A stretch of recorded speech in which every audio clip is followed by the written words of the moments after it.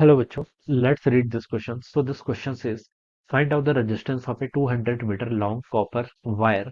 The diameter of the wire is 1 millimeter and resistivity given कर रखी है, ठीक है। रो से रिप्रेजेंट करते हैं 1.68 into 10 to the power -8 ohms metre, ठीक है। यूनिट से पता चल रहा है कि आपकी क्या रेजिस्टिविटी है।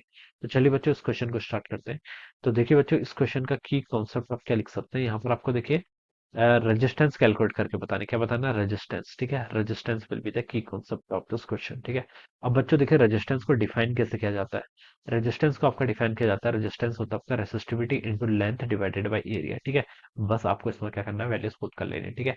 आपका देखिए रेजिस्टिविटी कितनी गिवन कर रखी है, 1.68 इंटू 10 to the power -8, कितना होता है 1.68 इंटू 10 to the power -8, ठीक है, क्या, ओम्स मीटर, ठीक है। ऐसा ही सिस्टम में सॉल्व करेंगे। लेंथ की यूनिट क्या होती है, मीटर, कितनी गिवन है आपको, 200 मीटर, तो बच्चों आपको लेंथ गिवन कर रखी है, डिवाइडेड बाय एरिया, एरिया लेके आपको diameter of the wire given कर रखा है। डायमीटर देखिए बच्चों कितना आपका 1 मिलीमीटर, ठीक है।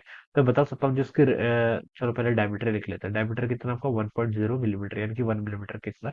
तो बच्चों यहाँ से रेडियस कितनी होगी, रेडियस को हम लिख सकते हैं यहाँ से आपका 0.5 मिलीमीटर के इक्वल हो जाएगा, ठीक है। अब देखिए आपको यहाँ पर क्या बताना है, इसका एरिया बताना है। क्या बताना है, बेसिकली आपको यहाँ पर से एरिया बताना है, ठीक है। एरिया देखिए किसके इक्वल होता है, एरिया होता है आपका पाई आर स्क्वायर के इक्वल, ठीक है। आपको यहाँ पर वायर बता रखा है, वायर का क्रॉस सेक्शन हम सिलेंड्रिकल एज्यूम करेंगे, ठीक है। सॉरी, क्रॉस सेक्शन की बात करें, वायर सिलेंड्रिकल होगी, क्रॉस सेक्शन का सर्कुलर होगा, ठीक है। वायर स्क्वायर, ठीक है। तो यहाँ से आप एरिया कैलकुलेट कर लीजिए, ठीक है। एरिया किसके इक्वल होता है, देखिए आपका पाई की वैल्यू 3.14 इंटू आर का स्क्वायर, ठीक है।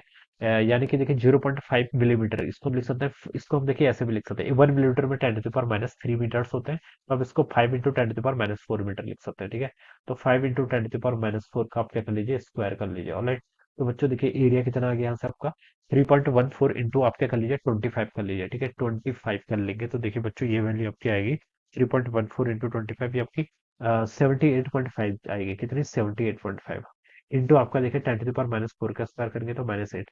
तो ये तो आपका एरिया आ गया किसमें, मीटर स्क्वायर में, ठीक है। अब इस एरिया को यहाँ पर पुट कर लो, कितना आ गया 78.5 इंटू 10 to the power -8, ठीक है। -8 से देखिए बच्चों आपका -8 कैंसिल, ऊपर मल्टीप्लाई कर लीजिए। 1.68 इंटू 200 करेंगे तो देखिए 100 से तो आपका 1.68 को 168 लिख देंगे, इंटू टू करेंगे तो आपका 168 336 हो जाएगा, हाँ ठीक है। डिवाइडेड है बच्चों कितना हो गया आपका 78.5 के इक्वल, ठीक है। तो इस वैल्यू को देखिए आप कर लीजिए, आप यहाँ से कैलकुलेट कर लीजिए।